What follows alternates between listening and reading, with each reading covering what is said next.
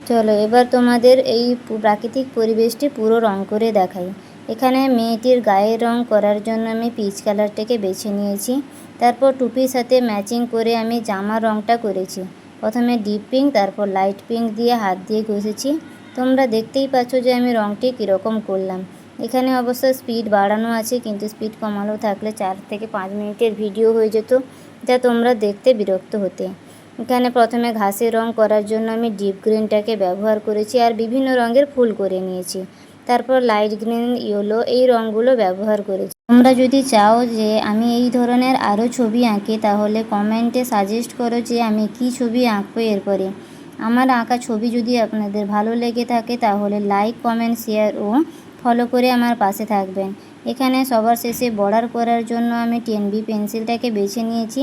তারপর পুরো লাইনগুলোকে আমি বর্ডার করে নেব এই পেন্সিল দিয়ে। বর্ডার করার পর এই ছবিটি কীরকম হয়েছে তা কমেন্টে জানাও। এবং আজকের ভিডিও এই পর্যন্ত। ধন্যবাদ সবাইকে।